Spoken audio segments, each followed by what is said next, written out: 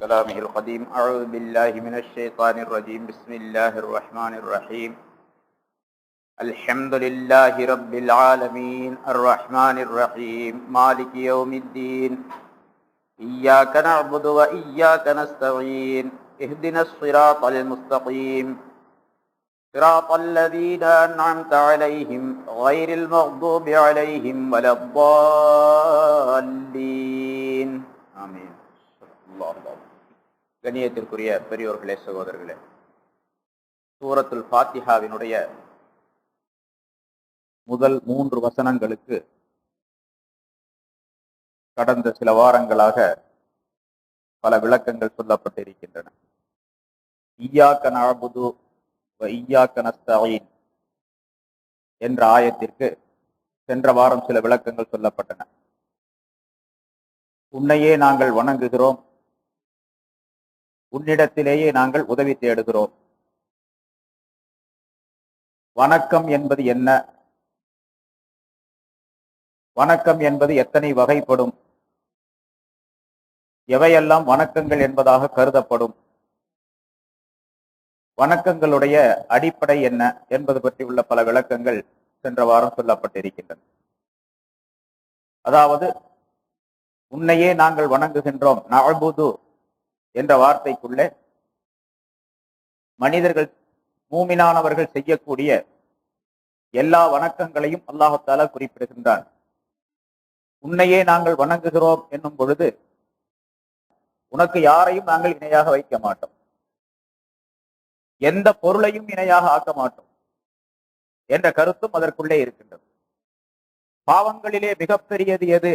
ஐயு தம்பி ஆலம் என்பதாக இப்னு மஸ்ஊத் ரலியல்லாஹு தஆலா அன்ஹு அவர்கள் ரசூலுல்லாஹி ஸல்லல்லாஹு அலைஹி வஸல்லம் அவர்களிடத்தில் கேட்ட பொழுது, அஷ்ஷிர்கு பில்லாஹ், அல்லாஹுக்கு நீ இணை வைப்பதாகும், வஹுவ ஹலகக், அவன் உன்னை படைத்திருக்கும் நிலையில் என்று ஸல்லல்லாஹு அலைஹி வஸல்லம் சொல்லி காட்டினார்கள். இஸ்மாயில் அலைஹிஸ்ஸலாம் அவர்களை அறுக்கும் பொழுது கத்திக்கு அல்லாஹ் தஆலா உத்தரவு போட்டா நீ அறுக்காதே என்று. அறுக்கவில்லை. பக்கத்தில் இருக்கக்கூடிய ஒரு பாறை துண்டை உடைத்தெறியக்கூடிய அந்த கத்தி இஸ்மாயில் அலைஹிஸ்ஸலாம் அவருடைய கழுத்தை அறுக்கவில்லை. இது அல்லாஹ் தஆலா அந்த கத்திக்கு உத்தரவு போட்டார். இப்ராஹிம் அலைஹிஸ்ஸலாம் அவர்களை நம்ரூத் நெருப்பிலே போட்டார். நெருப்புக்கு அல்லாஹ் தஆலா கட்டளையிட்டார், நீ கரிக்காதே, சுடாதே என்று. யானாரு கூனி பர்தம் வஸலாம், அல்லாஹ் தஆலா குர்ஆன்ல அழகாக சொல்லி தருகின்றான். நீ குளிர்ச்சியாக ஆகிவிடு, அது துன்பம் தரும் குளிர்ச்சி அல்ல, இன்பம் தரும் குளிர்ச்சியாக ஆகிவிடு. பர்தம் வஸலாமா, இனிமையான குளிர்ச்சியாக ஆகிவிடு என்று அல்லாஹ் தஆலா உத்தரவு போட்டான். அந்த நெருப்புக்கு என்ன தன்மை இருக்கிறது, என்ன தன்மையை அல்லாஹ் கொடுத்து வைத்திருக்கின்றான், அந்த நேரத்தில் அதை நீக்கி கொண்டது. தன்னுடைய ஆற்றலை சுடவில்லை, கரிக்கவில்லை. அவர்களுடைய உடையை கூட அது கரிக்கவில்லை. மேனியை மட்டுமல்ல, உடையை கூட கரிக்கவில்லை. கரிக்கவில்லை என்பது மட்டுமல்ல, அது ஒரு பூங்காவாக மாறிவிட்டது, இனிமையான பூங்காவாக, அழகான பூங்காவாக என்றும் அல்லாஹ் தஆலா சொல்லி தருகின்றான். அவர்கள் அந்த நெருப்பு குண்டத்திற்கு அப்பால் வெளியில் இருக்கக்கூடிய நேரத்தில் அப்படிப்பட்ட ஒரு சுகத்தை அனுபவித்ததே கிடையாது. இப்ராஹிம் அலைஹிஸ்ஸலாம் அவர்கள் நெருப்பு குண்டத்திலே எவ்வளவு நேரம் இருந்தார்களோ, எவ்வளவு காலம் இருந்தார்களோ, அந்த காலம் முழுவதும் சொர்க்கத்தில் இருப்பதை போன்று இருந்தார்கள் என்பதாக சொல்லப்பட்டு இருக்கின்றது. இப்பொழுது கரிக்கக்கூடிய, சுட்டு பொசுக்கக்கூடிய நெருப்பை அல்லாஹ் தஆலா தன்னுடைய உத்தரவை கொண்டு அது வேறொரு விதமாக, அதற்கு நேர் மாறான ஒரு அமைப்பை உண்டாக்கி விட்டார். இந்த எண்ணம் ஒவ்வொரு மூமினான மனிதரிடத்திலும் வர வேண்டும். அந்த எண்ணத்தை ஊட்டுவது இய்யாக நஅபுது என்பது. நாம் இய்யாக நஅபுது, உன்னையே நாங்கள் வணங்குகின்றோம் என்று சொல்லும் பொழுது இந்த எண்ணம் எல்லாம் வர வேண்டும். ஆக எல்லா வகையான ஷிர்கை விட்டும், ஷிர்கே ஜலீல், ஷிர்கே ஹஃபி, பகிரங்கமான இணை, மறைமுகமான இணை, அனைத்தை விட்டும் நீங்கக்கூடிய தன்மை அந்த இய்யாக நஅபுது என்பதற்குள்ளே இருக்கின்றது. அந்த எண்ணம் சொல்லும் பொழுது வர வேண்டும். அதி இப்னு ஹாத்தம் ரலியல்லாஹு தஆலா அன்ஹு என்ற ஒரு சஹாபி, ஹாத்தம் தாய் அப்படின்னு வரலாற்றில் சொல்லப்படுது, அவருடைய மகன் ஈமான் கொண்டார். ஸல்லல்லாஹு அலைஹி வஸல்லம் உடைய காலத்துக்கு கொஞ்சம் முன்னால இருந்தவர் அந்த ஹாத்தம் தாய்ங்கிறவர். அவருடைய மகன் ஈமான் கொண்டார். ரசூலுல்லாஹி ஸல்லல்லாஹு அலைஹி வஸல்லம் அவருடைய சன்னிதானத்தில் ஒரு நாள் வந்தார். அவர் முன்னால் கிறிஸ்தவராக இருந்தார். அந்த சிலுவையை சிலை என்பதாக ஸல்லல்லாஹு அலைஹி வஸல்லம் அவர்கள் சொன்னார்கள். நான் சிலையை வைத்துக் கொண்டிருக்கவில்லை என்பதாக, உன்னுடைய கழுத்திலே இருக்கக்கூடிய அதை நான் சொல்லுகின்றேன் என்பதாக சொன்னார். அதே போன்று அதே அதி இப்னு ஹாத்தம் ரலியல்லாஹு தஆலா அன்ஹு அவர்களுக்கு மற்றொரு தடவை ஒரு கட்டளையை ஸல்லல்லாஹு அலைஹி வஸல்லம் அவர்கள் சொல்லுகின்றார்கள். அவர்கள் கேட்கின்றார்கள், அதி இப்னு ஹாத்தம் அவர்கள் ஸல்லல்லாஹு அலைஹி வஸல்லம் அவர்களிடத்திலே கேட்கின்றார்கள், யார சொல்லலாம், அல்லாஹ் தஆலா குர்ஆனிலே இப்படி ஒரு வாசகத்தை சொல்லி இருக்கின்றானே, ஒரு வசனத்தை. அதாவது இத்தஹது மின் தூனில்லாஹி அஹ்பாரஹும் ருஹ்பானும் அர்பாபம் மின் தூனில்லாஹ். அல்லாஹ்வை விட்டு தங்களுடைய பாதிரிமார்களையும் தங்களுடைய குருமார்களையும் தெய்வங்களாக அவர்கள் ஆக்கி கொண்டார்கள் என்று கிறிஸ்தவர்களை பற்றி அல்லாஹ் தஆலா சொல்லுகின்றான், வேதக்காரர்களை பற்றி சொல்லுகின்றான். இத்தஹது அஹ்பாரஹும் ருஹ்பானும் அர்பாபம் மின் தூனில்லாஹ். அல்லாஹ்வை விட்டு தங்களுடைய பாதிரிமார்களையும் குருமார்களையும் தெய்வங்களாக ஆக்கி கொண்டார்கள் என்பதாக அல்லாஹ் தஆலா சொல்லுகின்றானே, அப்படியே கிறிஸ்தவர்கள் யாருமே ஆக்கி கொள்ளவில்லையே. பாதிரிமார்களை தெய்வங்களாக ஆக்கி கொண்டு அவர்களை வணங்கவில்லையே. வணங்கினா தானே தெய்வம்னு அர்த்தம். நாங்கள் எல்லாம் யாருமே வணங்கலையே, கிறிஸ்தவர்கள் யாரும் வணங்கவில்லையே தங்களுடைய குருமார்களை. பிறகு எப்படி அல்லாஹ் தஆலா சொல்றான் அப்படிங்கிற ஒரு சந்தேகம் அந்த ஆயத்துக்கு கேட்கிறாங்க அதீ இப்னு ஹாத்தம். அப்ப ஸல்லல்லாஹு அலைஹி வஸல்லம் அவர்கள் சொல்லுகின்றார்கள், உங்களுடைய அந்த அஹ்பார்கள், அந்த குருமார்கள், அல்லாஹ் தஆலா உங்களுக்கு தன்னுடைய வேதத்தின் மூலமாக ஹராமாக்கியதை அவர்கள் ஹலால் ஆக்கினார்கள், ஹலாலாக்கியதை ஹராம் ஆக்கினார்கள். அதை நம்பிக்கை கொண்டு நீங்கள் செயல்படவில்லையா என்பதாக கேட்டார்கள். ஆம், அப்படி செய்தார்கள். அதாவது சில பொருள்களை அல்லாஹ் தஆலா ஹலால் ஆக்கி வைத்திருந்தான், அது ஹராம் என்பதாக தங்களுக்கு தாங்களே விதித்துக் கொண்டார்கள். அதாவது இந்த குருமார்கள் மக்களுக்கு அப்படி சொல்லிக் கொடுத்தார்கள், இதெல்லாம் ஹராம், இதெல்லாம் செய்யாதீங்க. அல்லாஹ் ஹலால்னு சொல்லி இருக்கிறான், ஆனா அது ஹராம்னு சொல்லி கொடுத்தாங்க மக்களுக்கு. சில விஷயங்களை ஹலால் என்பதாக ஹராம் என்பதாக சொல்லி இருக்குன்னா அதையெல்லாம் ஹராம் ஹலால் என்பதாக சொல்லி கொடுத்தார்கள். இந்த குருமார்கள் சொன்னதை கேட்டு அவர்கள் எல்லாம் செயல்பட்டார்கள் அல்லவா? ஆமா, செயல்பட்டார். அதுதான் இத்தஹது அர்பாபன் அப்படிங்கிற அர்த்தம், தெய்வங்களாக ஆக்கி கொண்டார்கள் அப்படிங்கிற அர்த்தம் அதுதான் என்று ஸல்லல்லாஹு அலைஹி வஸல்லம் அவர்கள் சொன்னார்கள். ஆக தெய்வங்களாக ஆக்கிக் கொள்வது என்பது அதை வணக்கம் செய்வது, அந்த ஆள்களை வணங்குவது என்பது மட்டுமல்ல.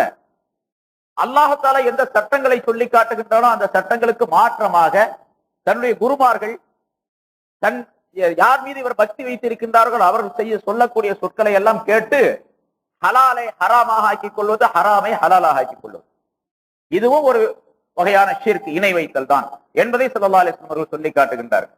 இப்ப நம்ம பார்க்கிறோம், சில ஷெய்குமார்கள் இருக்கிறாங்க நம்மள முஸ்லிம்கள்ல, சில ஷெய்குமார்கள்.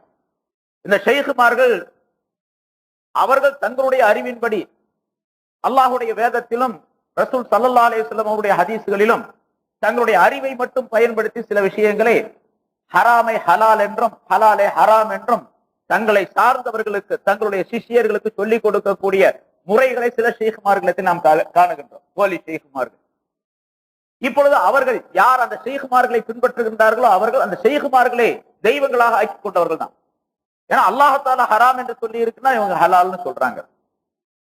சில விஷயங்கள் பல ஷேகுமார்கள் அந்த மாதிரி இருக்கிறாங்க, அதெல்லாம் விளக்கி சொல்ல வேண்டிய அவசியம் இப்ப இல்லை. இன்ஷா அல்லாஹ் அது அந்த இடம் வரும்போது நம்ம சொல்லுவார்.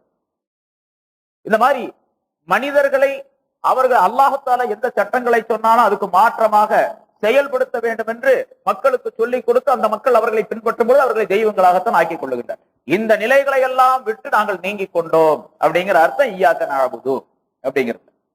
அல் பராஅத் மினஷ் ஷிர்க், எல்லா ஷிர்க்குகளை விட்டும் நீங்குதல் என்பது இய்யாக நஅபுது என்பதற்குள்ளே இருக்கின்றது. அடுத்ததாக இய்யாக நஸ்தஈன், அதுக்கு நிறைய விளக்கங்கள் சென்ற வாரம் அதற்கு முதல் வாரம் சொல்லப்பட்டு இருக்கின்றது. இய்யாக நஸ்தஈன், உன்னிடத்திலே நாங்கள் உதவி தேடுகின்றோம் என்பது அடுத்தது. இப்ப இய்யாக நஅபுது, வணக்கம் என்பதை, வணங்குகின்றோம் என்பதை முந்தி சொல்லி அல்லாஹ் தஆலா நஸ்தஈன் என்பதை இரண்டாவதாக சொல்லுகின்றார். அதாவது உதவி தேடுதல் என்பதை இரண்டாவதாக சொல்லுகின்றார். இந்த இரண்டாவது வாசகம் இருக்கின்றது. இது முதல் வாசகம் ஷிர்க் அனைத்தை விட்டும் நீங்கிக் கொள்ளுதல் அப்படிங்கறத அறிவிக்குது. எல்லா ஷிர்க்கை விட்டும் நீங்கிக் கொண்டோம் அப்படிங்கிற அர்த்தம். உன்னிடத்திலேயே நாங்கள் உதவி தேடுகின்றோம் என்று சொல்லும் பொழுது அல் பராஅத்து மின் சூபத்தில் இன்சான், மனிதனுடைய சக்தி அனைத்தை விட்டும் நாங்கள் நீங்கி விட்டோம் அப்படிங்கிற அர்த்தம் இருக்கு. எங்களுக்கு எந்த சக்தியும் கிடையாது, எல்லா சக்திகளும் உன்னை சார்ந்ததுதான். உன்னையே நாங்கள் வணங்குகின்றோம் என்பதாக உன்னிடத்தில் நாங்கள் கோரிக்கையை சமர்ப்பித்தோம், எங்களுடைய விண்ணப்பத்தை நாங்கள் வைத்தோம். ஆனால் அதே நேரத்தில் நாங்கள் உன்னையே வணங்க வேண்டும் என்று சொன்னால் அதற்குரிய உதவியை, ஆற்றலை தர வேண்டியதும் நீதான். உன்னால் தான் அது முடியும். நீ அல்லாமல் நாங்கள் வணங்க முடியாது. வணக்கம் செலுத்துவதும் உன் மூலமாகத்தான் முடியும், உன்னுடைய சக்தியை கொண்டுதான் முடியும், உன்னுடைய உதவியை கொண்டுதான் முடியும் என்பதை அடுத்து விண்ணப்பிக்கக்கூடிய தன்மை இய்யாக நஸ்தஈன். அதனாலதான், ஆனா அசலாக எப்படி வரணும்னு கேட்டா முதல்லதான் உதவி தேடுவது, இரண்டாவதான் வணக்கம் அப்படிங்கிறது வரணும். ஒரு வணக்கம் செய்வதற்கு, ஒரு வேலை செய்வதற்கு முதல்ல உதவி தேடுதல் என்பதுதான் முதல்ல வரணும். நியாயப்படி. ஆனா உதவி தேடுதல் என்பது இரண்டாவதாக அல்லாஹ் தஆலா சொல்லுகின்றான். இங்கே ஏன் இரண்டாவதாக சொன்னா, இந்த உதவி தேடுதல் என்பது முதலாவதாக அந்த வணக்கம் என்பது உதவி தேடுதல் அசலாக இருக்கின்றது. அதெல்லாம் அல்லாஹ் தஆலா முதல்ல வணக்கம் என்பதை சொல்லி, நஅபுது உன்னையே நாங்கள் வணங்குகின்றோம் என்பதாக சொல்லி, இந்த உதவி தேடுதல் என்பதனுடைய அசல் நோக்கம் என்னவென்று சொன்னால் வணங்குதல் தான். அதனால இய்யாக நஅபுது என்பதை முதலாவதாகவும் இய்யாக நஸ்தஈன் என்பதை இரண்டாவதாகவும் அல்லாஹ் தஆலா குறிப்பிடுகின்றான் என்று விளக்கம் தரப்பட்டு இருக்கின்றது. உன்னிடத்திலேயே நாங்கள் உதவி தேடுகின்றோம் என்பதாக சொல்லும் பொழுது சென்ற வாரம் அதற்கு சில விளக்கங்கள் சொல்லப்பட்டிருக்கின்றன. மற்ற பொருள்களிடத்தில் உதவி தேடுதல் என்பதற்கு இது மாற்றமாக ஆகாது. உதாரணமா உன்னிடத்திலேயே நாங்கள் உதவி தேடுகின்றோம் என்று சொல்லும் பொழுது வேற யாரிடத்தில் மனிதரிடத்தில் உதவி தேடக்கூடாதா? எங்க ஒரு 10 ரூபாய் இருந்தா காசு கொடுங்க, ரொம்ப சிரமமா இருக்கு அப்படின்னு உதவி தேடுறாரு. அல்லது என்னால் நடக்க முடியல, கொஞ்சம் கையை பிடிச்சிங்க, அது வரைக்கும் கொண்டு போய் என்ன விட்டுடுங்க என்று சொல்லுவதும் உதவி தேடுதல். உட்கார்ந்து இருக்கிறாரு ஒரு வயசானவர், எந்திரிக்க முடியல, தம்பி கொஞ்சம் கையை பிடிப்ப, தூக்கி விடுப்பா அப்படின்னு சொன்னா அதுவும் உதவி தேடுதல் தான். இதே போன்று ஏராளமான உதவி தேடுதல் ஒவ்வொரு நாளும் நம்மிடத்தில் நடந்து கொண்டு இருக்கின்றது. ஒவ்வொரு நாளும் நடந்து கொண்டு. போன வாரங்களை சொன்ன கண்கள் மனிதனுக்கு பார்க்கக்கூடிய ஒரு கருவியாக ஆக்கப்பட்டு இருக்கின்றது. பார்ப்பதற்கு உதவியாக கண்கள் அமைக்கப்பட்டு இருக்கின்றன. கேட்பதற்கு உதவியாக காதுகள் அமைக்கப்பட்டு இருக்கின்றன. நடப்பதற்கு உதவியாக கால்கள் அமைக்கப்பட்டு இருக்கின்றன. பிடிப்பதற்கு உதவியாக கைகள் அமைக்கப்பட்டு இருக்கின்றன. சிந்திப்பதற்கு உதவியாக மனிதனுடைய மூளை அமைக்கப்பட்டு இருக்கின்றது. இப்படியெல்லாம் மனிதனுடைய உடலில் உள்ள உறுப்புகள் அனைத்துமே மனிதனுக்கு உதவி செய்யக்கூடியவையாக அமையப்பட்டு இருக்கின்றன.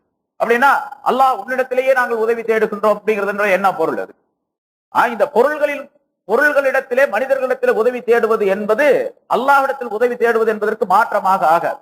காரணம் என்ன கேட்டா, இஸ்திஆனத் நஸ்தஈன் என்பதனுடைய வேர்ச்சொல் அசல் சொல்லுவது இஸ்திஆனத். எப்படி நஅபுது என்பதனுடைய வேர்ச்சொல் இபாதத் என்று சொன்னோமோ அதே போல நஸ்தஈன் என்பதனுடைய வேர்ச்சொல் இஸ்திஆனத். அந்த இஸ்திஆனத் என்பது 2 வகை இருக்குது. இஸ்திஆனத் மாத்தி, இஸ்திஆனத் கைர மாத்தி. அசலியத்தான அசலான இஸ்திஆனத் உதவி தேடுதல், அது அல்லாத வேறொரு உதவி தேடுதல். அப்படி அசலாக உதவி தேடுதல் என்பது அல்லாஹ் தஆலாவிடத்திலேயே இருக்க வேண்டும்.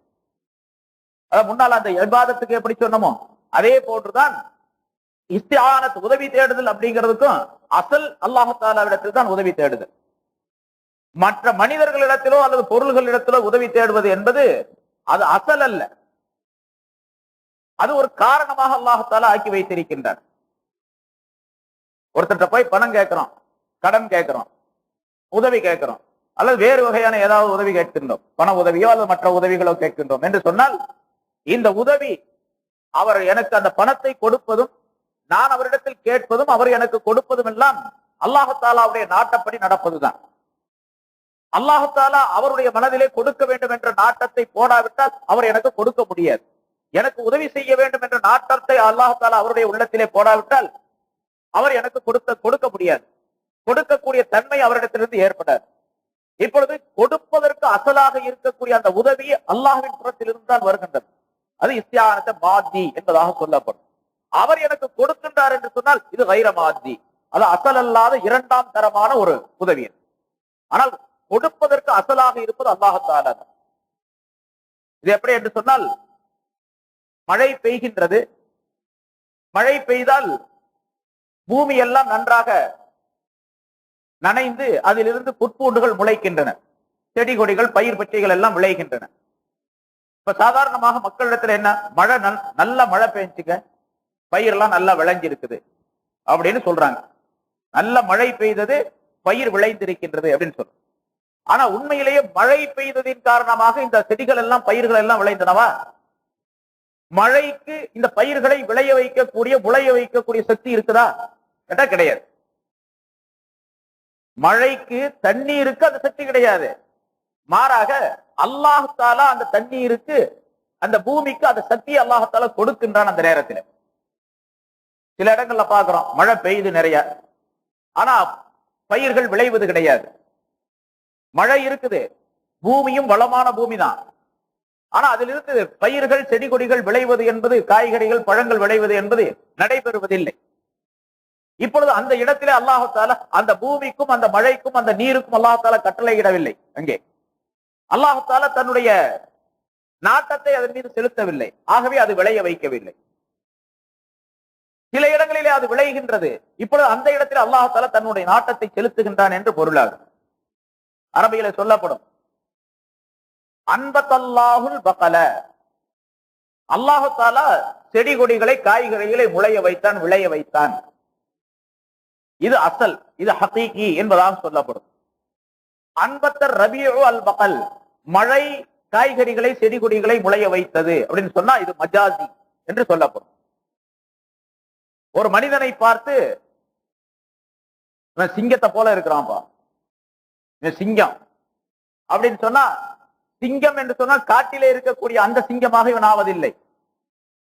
அசலாக காட்டிலே இருக்கக்கூடிய வன விலங்கு இருக்கின்றதே, 4 காலு 1 வாலு, அதனுடைய பிடரி முடி இருக்கக்கூடிய ஒரு பொருளுக்கு, ஒரு உயிர் இனத்திற்கு பெயர் சிங்கம் என்பதாக நாம் சொல்லுகின்றோம். ஆனால் ஒரு மனிதனை பார்த்து இவன் சிங்கம், சிங்க குட்டிந்தாள் அப்படின்னு சொன்னா இவனுக்கு 4 காலு 1 வால் இருக்குது, 1 வால் இருக்குது அப்படிங்கிற அர்த்தம் அல்ல. இப்ப சிங்கம் அப்படின்னு சொன்னா எந்த விஷயத்திலே இவன் சிங்கம்? வீரத்திலே சிங்கத்தை போன்று இருக்கிறான் அப்படின்னு அர்த்தம். வீரத்திலே சிங்கத்தை போன்று இருக்கின்றான்.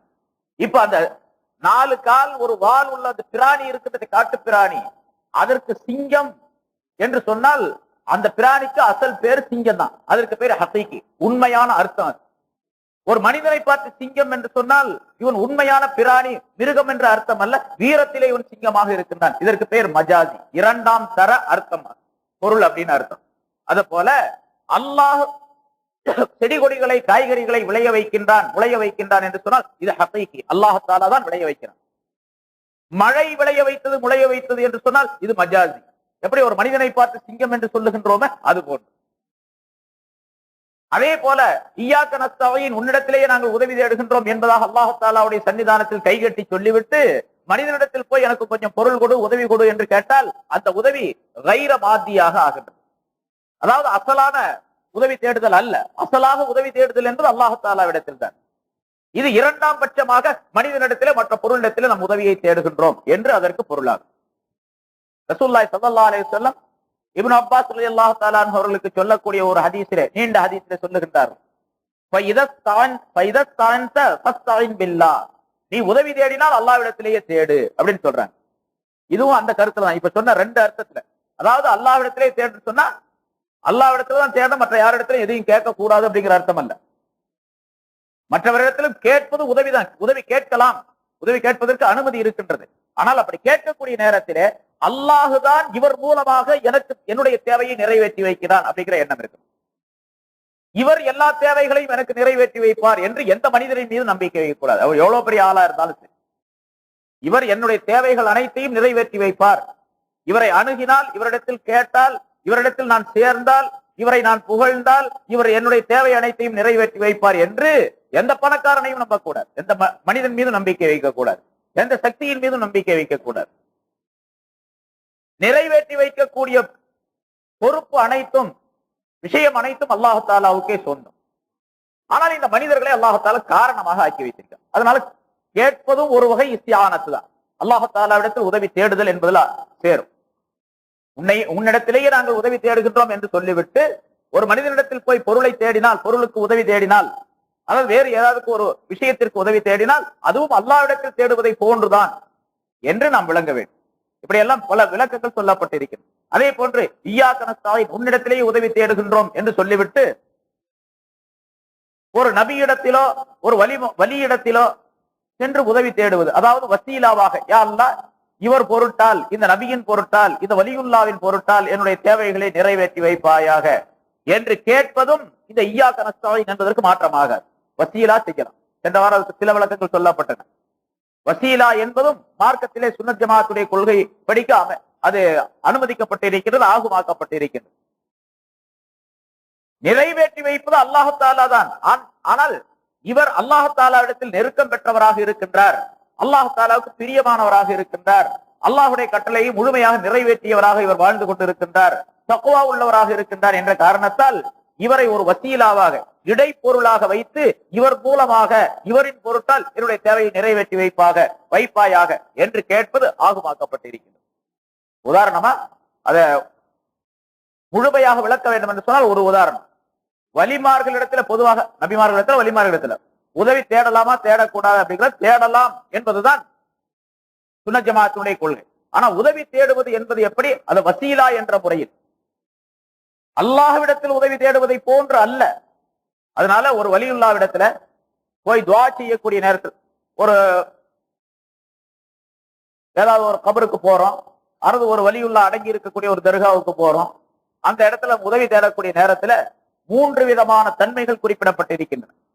ஒன்று, இவர் அந்த இடத்துல போய் நேரடியாக யா அல்லாஹ் ஏதாவது ஒரு துஆவை ஓதுகின்றோம், அல்லது ஒரு யாசீன் ஓதுகின்றோம், அல்லது ஏதாவது ஒரு சதகா தான தர்மங்களை செய்கின்றோம், இந்த நல்ல காரியங்களை செய்து முடித்து விட்டு யா அல்லாஹ் நான் செய்த இந்த நல்ல காரியங்களை நீ ஏற்றுக்கொண்டு அதனுடைய சவாப், அதனுடைய நன்மைகளை இங்கே அடக்கம் பெற்றிருக்கும் இந்த நல்ல அடியாருக்கு, நல்ல மனிதருக்கு அதனுடைய நன்மைகளை நீ சேர்த்து வைப்பாயாக அப்படின்னு துஆ கேட்கிறது.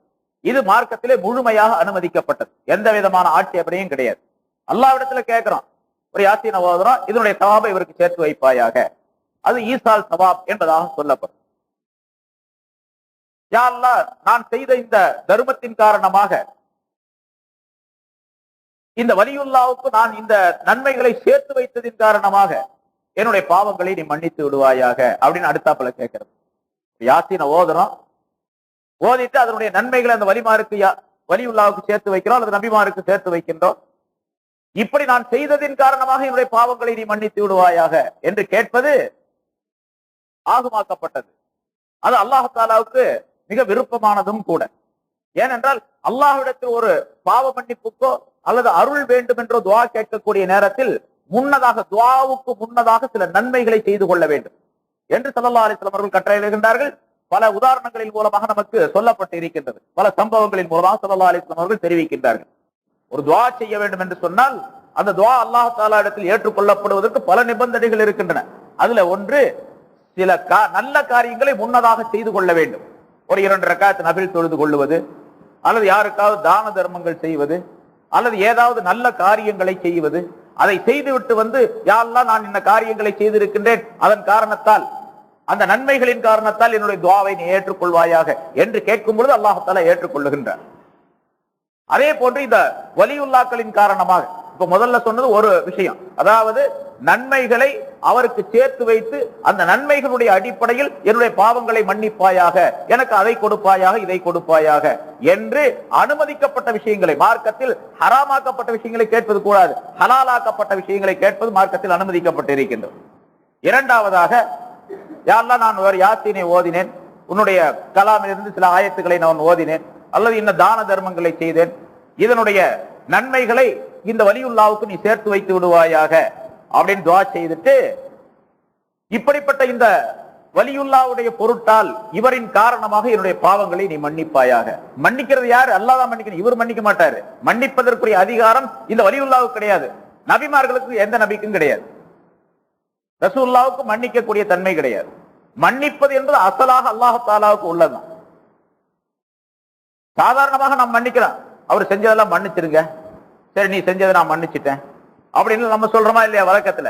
இந்த மன்னிப்பு இருக்கின்றதே, இது அல்லாஹ் தஆலா மன்னிக்கின்றானே அது போன்று ஆகாது. இது அடியார்களுக்கு செய்யக்கூடிய ஹுக்கூக்குல் இபாத்ல கட்டுப்பட்டது. இது அடியார்களுக்கு செய்த குற்றங்கள் இருக்குது, அதை மன்னிக்கிறது. இவர் தொழுகாம இருக்கிறாரு, என்னுடைய குருநாதர் ஒருத்தர் இருக்கார், ஒரு ஷெய்க் அவர்களே, நான் ஒரு 10 நாளா தொழுகாம இருக்கிறேன், என் குற்றத்தெல்லாம் மன்னிச்சிடுங்க அப்படின்னு அந்த ஷெய்கிட்ட போய் கேட்டா, ஆமா சரி சரி சரி நான் மன்னிச்சிட்டேன் அப்படின்னு இந்த பாதிரி சொல்றாருல்ல. பாதிரியாருடைய, கிறிஸ்தவர்கள பாதிரியாருடைய நிலை அப்படி. அதாவது ஏதாவது குற்றத்தை செய்து விட்டான், ஒருவன் மற்றொருவனை கொலை செய்து விட்டான், அல்லது திருடிட்டான், அல்லது ஜினா செஞ்சிட்டான், அல்லது கள்ளு குடிச்சிட்டான், ஏதாவது தப்பு தவறுகள் செஞ்சிட்டான், இவனுக்கு பாவம் பண்ணி எப்படின்னு கேட்டா, பாதிரியாக இருக்கக்கூடிய, பெரிய பாதிரியாக இருக்கக்கூடிய ஒரு இடத்துல போய் மண்டியிட்டு அவர் தன்னுடைய அந்த வேண்டுகோளை, தன்னுடைய பாவ மன்னிப்பை கேட்டுக்கொள்ள வேண்டும். நான் இப்படி எல்லாம் பாவம், தன்னுடைய குற்றத்தை பூரா அவர்கிட்ட சொல்லி காட்டணும், நான் இன்னென்ன குற்றங்களை இன்னென்ன நேரங்கள்ல செஞ்சேன், அதனால குரு அவர்களே என்னுடைய பாவங்களை மன்னிச்சிடுங்க, நான் மன்னித்தேன் அப்படின்னு அவர் சொன்னா மன்னிப்பு கிடைச்சு போச்சு அப்படின்னு அர்த்தம். இப்ப புதுசா கூட ஒரு இது வந்திருக்கு, பாதிரிமார்கள் இப்ப போப்பாண்டவர் ஒரு சட்டம் போட்டிருக்காரு. இப்ப பாவத்தை அப்படி குருநாதர் அந்த பாதிரியார் மன்னிக்கிறது அப்படின்னு சொன்னா, அந்த பாதிரியார் எந்த சர்ச்சில் இருக்கிறாரோ அந்த இடத்துல போய் குறிப்பிட்ட ஒரு அறை இருக்கும், ஒரு ரூம், அந்த ரூமுக்குள்ள போய் அவரிடத்தில் தனிப்பட்ட முறையில இவர் செய்த அந்த குற்றங்களை எல்லாம் சொல்லி சொல்லி ஒவ்வொன்றாக சொல்லி காட்டி அதை மன்னிக்க வேண்டும் என்பதாக இவர் தாழ்மையோடு மண்டியிட்டு கேட்டுக்கொள்ள வேண்டும். அப்படி கேட்டுக்கொண்டு அவர் மன்னித்தேன் அப்படின்னு சொல்லுவார். இப்படி நடந்துகிட்டு வருது இப்ப. ஆனா இப்போ ஒரு புதுசா ஒண்ணு வந்திருக்குது. இப்படி நேரடியா போய் கேட்கணும்னு அவசியம் இல்ல. சில முக்கியமான ஆள்கள் விஐபி அப்படின்னு சொல்லிட்டு வெரி இம்பார்ட்டன்ட் பர்சன்ஸ் இருக்காங்கல்ல, பர்சன்ஸ், அந்த மாதிரி ஆளுங்க ரொம்ப முக்கியமான ஆளுகளா இருந்தா அவங்க நேரடியா அந்த குருமார்ட்ட பாதிரி மாற்ற போக வேண்டிய அவசியம் இல்ல. டேக்ஸ் மூலமாக அனுப்புனா அவர் மன்னிச்சிடுறாரு. இப்போ டேக்ஸ்லயே மன்னிப்பு கிடைச்சு போயிடுது. இப்போ அன்னைக்கு போட்டிருந்தாங்க, டேக்ஸ் மூலமாக மன்னிப்பு கேட்டுக்கொள்ளுதல் குருவிடத்துல. இந்த மன்னிப்பு எல்லாம் இங்க செல்லாது. இப்ப அல்லாஹ் மன்னிப்பது என்பது பாவங்களை, அல்லாஹுக்கு செய்த பாவங்களை, அல்லாஹுடைய கட்டளைகள், அதாவது அம்ரு நஹி என்று இரண்டு விஷயங்கள். அல்லாஹ் சொன்ன கட்டளைகள், அல்லாஹ் செய்ய வேண்டாம் என்று சொன்ன விலக்கல்கள். இந்த ரெண்டையும் செய்ய வேண்டும் என்று சொன்னதை செய்ய வேண்டும், செய்யக்கூடாது என்று சொன்னதை விட்டுவிட வேண்டும். இதுல ஏதாவது மாற்றி செஞ்சிட்டாரு, அதற்குள்ள பரிகாரம் முழுவதும் அல்லாஹு தாலாவுக்கு தான் சொன்ன, வேற யாருக்கும் மன்னிக்கிறதுக்கு அதிகாரம் கிடையாது, நபிக்கு கூட கிடையாது. நான் தொழுகாம இருந்தேன் அதனால நபி அவர்கள் நீங்க மன்னிச்சுங்க அப்படின்னு சொன்னா அது நபிக்கு அதிகாரம் கிடையாது, அல்லாஹுக்கு தான் அதிகாரம். நம்ம சொல்றோமே சாதாரணமாக, என்னுடைய குற்றத்தை மன்னிச்சிருங்க, பாவம் போயிட்டு போனா விட்டுருங்க, அவனை மன்னிச்சிருங்க அப்படின்னு அடுத்த ஒரு சிபாரிசு வேற பண்றாரு. இதெல்லாம் ஹுக்கூக்குல் இபாத், மனிதனுக்கு மனிதன் செய்த குற்றங்களை மன்னிப்பது அப்படிங்கிறார். அந்த மன்னிப்பு மனிதர்களிடத்தில் கேட்டுக்கொள்வது கூடும். அல்லாவிடத்தில் தான் கேட்க வேண்டும் என அல்லாவிடத்தில் கேட்பது அடுத்ததாகத்தான். இவர் மன்னித்தால் அவர் மன்னிப்பார்.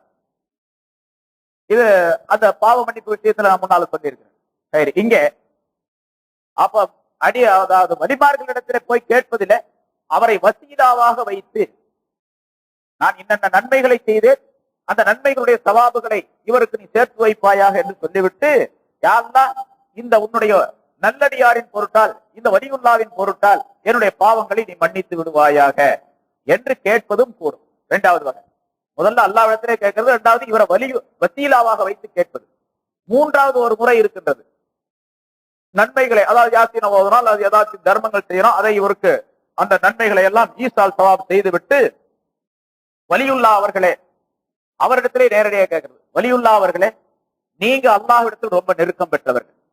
இப்ப உதாரணமா அஜ்மீருக்கு போறோம் அல்லது நாகூருக்கு போறோம் வச்சோம், ஷாஹுல் அஜீம் பாட்ஷா அவர்களே நீங்க அல்லாஹ்வுக்கு ரொம்ப நெருக்கம் பெற்றவர், அவர் அங்க அடங்கி இருக்கிறாரா அப்படிங்கறத சந்தேகங்கிறாங்க. இப்ப ஏன்னு கேட்டா, இது நாகூர் தர்கா இருக்கு பாருங்க, ஷாஹுல் அமீது பாட்ஷாவுடைய தர்கா, இதே மாதிரி ஒரு கபிரிஸ்தான் பர்மாவிலையும் இருக்குதான், அங்கதான் அடங்கினார் அப்படின்னு சொல்றாங்க, அங்கதான் அவங்க அடங்கி இருக்கிறாங்க அப்படின்னு சொல்றாங்க. அன்னைக்கு கூட நான் சொன்னேன், ஹுசைன் ரலியல்லாஹு தஆலா அவர்களுடைய உடல் மட்டும் கர்பலாவில் அடக்கப்பட்டு இருக்கின்றது. அதிலும் கூட கர்பலாவில் எந்த இடம் அப்படிங்கறத தகராறு, சந்தேகம், இக்திலாப், கருத்து வேறுபாடு இருக்குது. இப்ப எந்த இடத்துல ஹுசைன் ரலியல்லாஹு தஆலா அவர்களுடைய மஸார் என்பதாக கட்டப்பட்டு பெரிய குப்பா எழுப்பப்பட்டிருக்குது, அதுலதான் இருக்குதா அப்படிங்கறதெல்லாம் சந்தேகம். ஏனென்றால் அவருடைய உடல் சின்ன பின்னப்படுத்தப்பட்டு விட்டது, துண்டு துண்டாக ஆக்கப்பட்டு விட்டது. அந்த துண்டு துண்டாக ஆக்கப்பட்ட எல்லா உடல்களையும் சதைகளையும் சேர்த்து கொண்டு போய் அடக்கம் செய்தார்களா, அதை அங்கங்க அப்படியே விட்டுட்டாங்களா அப்படிங்கிறது வேற சந்தேகம் இருக்குது. அதே மாதிரி அதுக்கு அடுத்ததாக ஹுசைன் ரலியல்லாஹு தஆலா அவர்களுடைய தலையை மட்டும் எடுத்துட்டு போயிட்டாங்க, யஸீத் இடத்தில் கொண்டு போனார்கள். யஸீத் தக்க மரியாதையுடன் மதீனாவுக்கு அனுப்பி வைத்தார் என்பதாக சொல்லப்பட்டிருக்கிறது. அல்லது யஸீத் அனுப்பவில்லை, அவர் ஆட்சி செய்த அந்த டமாஸ்கஸ் திம்ஷ்க் நகரத்திலேயே ஜாமி மஸ்ஜிதுடைய ஒரு பகுதியில அடக்கப்பட்டு இருக்கின்றது அப்படின்னு சொல்றாங்க. இப்போ கூட நீங்க டமாஸ்கஸ் போனீங்கன்னு சொன்னா அங்க ஒரு மஸ்ஜிதுல ஹுசைன் ரலியல்லாஹு தஆலா அவர்களுடைய தலை அடக்கப்பட்ட இடம் அப்படின்னா அந்த மஸ்ஜிதுல எழுதப்பட்டிருக்குது, இப்ப இருக்கு. ஆனா சில உலமாக்கள் சொல்றாங்க, சில பேர் சொல்றாங்க, சரித்திர ஆசிரியர்கள், இல்ல ஜன்னத்துல் பக்கியில, மதீனாவில ஜன்னத்துல் பக்கியில பாத்திமா ரலியல்லாஹு தஆலா அன்ஹா அவர்களுடைய கபருக்கு அருகில அவர்களுடைய தலை அடக்கப்பட்டு இருக்கின்றது அப்படின்னா அந்த மேப்ல வேற கொடுக்குறாங்க, எங்க இருக்குன்னே சந்தேகம். சரி, இப்போ ஒரு வலியுல்லா இடத்துல, அதுக்காக சொல்றேன், ஒரு வலியுல்லாவுடைய கபர் இடத்துல போய் நின்று, அஜ்மீர் இடத்துல, அஜ்மீருக்கு போறோம், ஹாஜா மொஹினுத்தீன் அவர்களுடைய கபருக்கு பக்கத்துல போய் நின்று, யா அல்லாஹ், ஹாஜா மொஹினுத்தீன் சிஸ்தி அவர்களே நீங்க அல்லாஹ்விடத்துல ரொம்ப நெருக்கம் பெற்றவர்களாக, பெரிய வலியுல்லாவாக, அல்லாஹ்வுக்கு நேசராக நீங்க இருந்தீங்க, அதனால நான் என்னென்ன குற்றங்களை செஞ்சுட்டேன் அப்படின்னு அவர்கிட்ட சொல்றது. நான் பல குற்றங்களை செய்திருக்கின்றேன், பாவங்களை செய்திருக்கின்றேன், நீங்க அல்லாஹ் தஆலாவிடத்துல சிபாரிசு செஞ்சு என்னுடைய குற்றங்களை அல்லாஹ் மன்னிப்பதற்கு நீங்கள் சிபாரிசு செய்யுங்கள் அப்படின்னு சொல்றது. இந்த மூணாவதாக கூடுமா கூடாதா அப்படிங்கறதுல பெரிய தகராறு இருக்கு.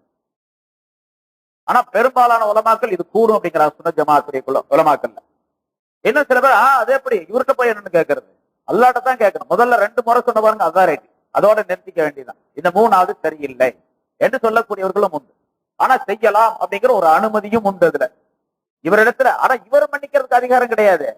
இவரிடத்துல இப்படி சொல்றது, நீங்க அல்லாஹ்விடத்தில் நெருக்கம் பெற்றவராக இருக்கின்ற காரணத்தால், அல்லாஹ் உங்களின் மீது விருப்பம் உள்ளவனாக இருக்கின்ற காரணத்தால், நீங்கள் எனக்காக வேண்டிய அல்லாஹ்விடத்தில் சிபாரிசு செய்து என்னுடைய பாவங்களை மன்னிப்பதற்கு நீங்கள் வழிவகை செய்யுங்கள், சிபாரிசு செய்யுங்கள் என்பதாக இவரிடத்தில் சொல்லிக் கொள்வது, கேட்டுக்கொள்வது. எப்படி நம்ம உலக வழக்கத்தில் செய்கின்றோமோ, ஒரு பெரிய அதிகாரியை போய் பார்க்கணும், சிஎம் போய் பார்க்க வேண்டியது இருக்கு, பிஎம் போய் பார்க்க வேண்டியது இருக்கு, அதுக்கு கீழே உள்ள எல்லா அதிகாரிகளையும் அன்னைக்குதான் மேல கொஞ்சம் கொஞ்சமா போகணும். ஒரே திடீர்னு மேலேயே போக முடியாது. எப்படியாவது நீங்க பார்த்து சிபாரிசீங்க, உங்களால கண்டிப்பா முடியுங்க, நீங்க ஏன்னா சிஎம்க்கு ரொம்ப நெருக்கமானவங்க, அதனால கண்டிப்பா உங்களால முடியும் என்று சொல்லி இவரை தாஜா பண்ணி இவரை இழுத்து கொண்டு போய் அங்க போறோம். ஆனா நம்ம காரியத்தை நிறைவேற்றுவது யார்? சிஎம் தான் அல்லது பிஎம் தான், பிரைம் மினிஸ்டர் அல்லது சீஃப் மினிஸ்டர் ஏதாச்சும் செய்யறாரு. ஆனா இவரை நம்ம வச்சுக்கிறது எதுக்காக வேண்டி? இவரை நம்ம காரியத்தை நிறைவேற்றுவார் அப்படிங்கிறது அல்ல, இவர் சிபாரிசு செஞ்சு அவர் கேட்பார். அதனால அத போல இந்த வலியுல்லாவை சிபாரிசு செய்யக்கூடியவராக. ஏன்னா ஆகிரத்துடைய விஷயங்கள் அனைத்தையும், தீனுடைய விஷயங்கள் அனைத்தையும் உலகத்தினுடைய நடைமுறையை ஒட்டித்தான் அல்லாஹால அமைத்து வைத்திருக்கின்றார். எல்லா விஷயங்களும் பாருங்க, உலகத்துடைய நடைமுறையை ஒட்டித்தான் வச்சிருக்கான் அல்லாஹால. உலகத்தினுடைய நடைமுறை இல்லாமல் எந்த காரியம் கிடையாது, எந்த விஷயம் கிடையாது. அதை போல இதை செய்யலாம் அப்படிங்கிறது பெரும்பாலான உலமாக்கள், சில உலமாக்களுடைய அபிப்பிராயம் செய்யலாம் அப்படிங்கிறது. இது மூணு வகையும் ஆகுமாக்கப்பட்டதுங்க. மூணாவதுல இஃப்திலாஃப் இருந்தாலும் கூட, கருத்து வேறுபாடு இருந்தாலும் கூட ஆகுமாக்கப்பட்டது. சரி, நாலாவது ஒண்ணு இருக்குது, அதான் கூடாது. அது வலியுல்லா அவர்களே, காஜா மொஹீனுத்தீன் அவர்களே, ஷாவுல் அமீன் பாஷா அவர்களே, நீங்க அல்லாஹ்வுக்கு ரொம்ப நெருக்கமானவங்க, என்னுடைய பாவத்தை நீங்க தான் மன்னிக்கணும், நீங்க தான் எனக்கு தேவையான உதவிகளை எல்லாம் செய்யணும், என்னுடைய காரியங்கள்லாம் நிறைவேற்றணும், என்னுடைய கடையை அபிவிருத்தி ஆக்கணும், என்னுடைய தொழில பறக்கத்தை தரணும், என்னுடைய நோயை குணப்படுத்தணும். உங்களை தவிர யாரும் நோயை குணப்படுத்த முடியாது, உங்களை தவிர யாரும் என்னுடைய காரியத்தை வெற்றி அடைய செய்ய முடியாது என்று அவரிடத்திலேயே கேட்பது அல்லாஹ்விடத்தில் கேட்பதை போல, அல்லாஹ்வை போன்று இவரை ஆக்கிக் கொள்வது, அது முற்றிலும் ஷிர்க். ஐயாக்க நஅபுது என்பதற்கு மாற்றம், இய்யாக நஸ்தஈன் என்பதற்கு மாற்றம். அது அறவே கூடாது, ஹராம், ஷிர்க் என்பதாக ஆக்கப்பட்டிருக்கு. ஆனா இதை சில பேர் கூடுங்கிறாங்க, அப்படி சில பேர் இருக்கிறாங்க. இந்த மாதிரி நாலாவது வகை இருக்கு பாருங்க, இது கூடும் என்று சொல்லக்கூடியவர்களும் இருக்கின்றார்.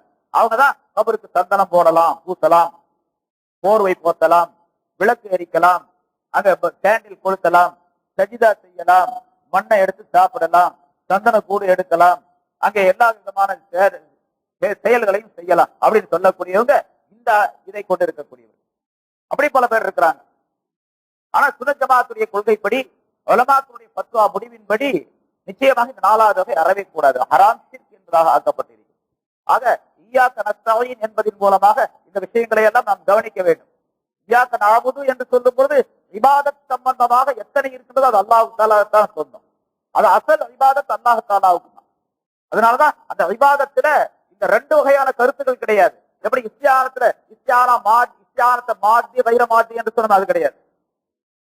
அது அசலானது, அசல் அல்லாதது அப்படின்னு சொல்லிட்டு ஹகீகி மஜாசி என்று சொன்னமே அந்த நிலை, அந்த இபாதத் என்பதில் கிடையாது. எந்த வகையான இபாதத்தும் கூடாது. இபாதத் அதாவது அடிபணிதல் என்ற அடிப்படையில தலையை குடிவதும் கூட கூடாது. அதனால சலாம் சொல்லும் போது அஸ்ஸலாமு அலைக்கும் என்று நாக்கினால் வாயினால் சொல்ல வேண்டும், வலைக்கும் அஸ்ஸலாம் என்று அவர் பதில் சொல்ல வேண்டும், நாவினால் சொல்ல வேண்டும் தவிர இவர் தலையை குனிந்து கையை தூக்கி சலாம் போட்டு தலையை குனிந்து அவருக்கு சலாம் சொல்வதற்கு அது ஹராம். தலையை குனிய கூடாது. தலையை குனிந்தாலே ஒரு வகையான வணக்கம், அது ஒரு வகையான வணக்கம். ஆதம் அலைஹிஸ்ஸலாம் அவர்களுக்கு பின்னால வரும் சொல்லுவோம். அதை ஆதம் அலைஹிஸ்ஸலாம் அவர்களுக்கு மலக்குகள் சஜிதா செய்தார்கள் என்று அல்லாஹ் தஆலா சொல்லுகின்றானே, சஜதல் மலாயிகத்து குல்லுஹும், எல்லா மலக்குகளும் சஜிதா செய்தார்கள். அந்த சஜிதாங்கிறது நெத்திய வச்சாங்களா இல்ல சும்மா குனிஞ்சாங்களா அப்படிங்கறதுல ரெண்டு கருத்து இருக்குது. சும்மா குனிஞ்சாங்க அப்படின்னு தான் சொல்லப்பட்டிருக்குது. சில உலமாக்கள் அப்படி சொல்லுங்க, சும்மா அப்படி நின்று பக்கத்துல ஷஹின்ஷா பெரிய மன்னாடி மன்னர் இடத்துல, இந்த முகலாய சாம்ராஜ்யத்துல அப்படி போன உடனே இப்படி சொல்லலாம் அப்படின்னு சொல்லுவாங்கல்ல, அந்த மாதிரி அப்படி குனியறது இருக்கிற அதுவும் சஜிதா தான். அந்த சஜிதா, அந்த குனிதலைத்தான் சஜிதா என்று அல்லாஹ் தஆலா சொல்லுகின்றான் என்பதாக குறிப்பிடுகின்றார். அதே போல அது மாதிரி ஒரு மனிதர் சலாம் சொல்லும் போது அஸ்ஸலாமு அலைக்கும் அப்படின்னு சொன்னார்னா அது சஜிதா தான், அது ஒரு இபாதத்து தான். அதுவும் கூட எந்த மனிதனுக்கும் செய்யக்கூடாது. சொல்லினால் தான் சஜிதா இருக்க வேண்டும் என்று, செயலினால் சஜிதா என்பது சலாம் இருக்க வேண்டும் என்று, சலாம் செயலினால் கிடையாது. ஆக இய்யாக நஅபுது என்று சொல்லும் பொழுது இபாதத் சம்பந்தமான எல்லாம் அல்லாஹ் உனக்கே சொந்தம். இய்யாக நஸ்தாயின் உன்னையே உன்னிடத்திலே நாங்கள் உதவி தேடுகின்றோம் என்று சொல்லும் பொழுது அசல் உதவி செய்தல் என்று அல்லாஹ் தஆலாவுக்கே சொன்னோம். உலகத்தினுடைய படைப்பினங்களுக்கு நாம் உதவி கேட்டால் அந்த உதவி அல்லாஹ்வுடைய நாட்டப்படி நடைபெறுவதுதான் என்ற நம்பிக்கை வேண்டும். இவரிடத்தில் உதவி கேட்பது என்பது கூடும். அதே போன்று ஒரு பொருளை அல்லது ஒரு வலியுல்லாவை அல்லது ஒரு சிறந்த மனிதரை வசீலாவாக வைத்து அல்லாஹ்விடத்தில் கேட்பதும் கூடும் என்பதையெல்லாம் இய்யாக நஸ்தாயின் என்பதை அல்லாஹ் தஆலா சொல்லித் தருகின்றார். இன்னும் ஏராளமான விஷயங்கள் இருக்குள்ள இருக்கு. அடுத்த வாரம் அது சம்பந்தமா வேற சில விஷயங்கள் சொல்லுவோம்.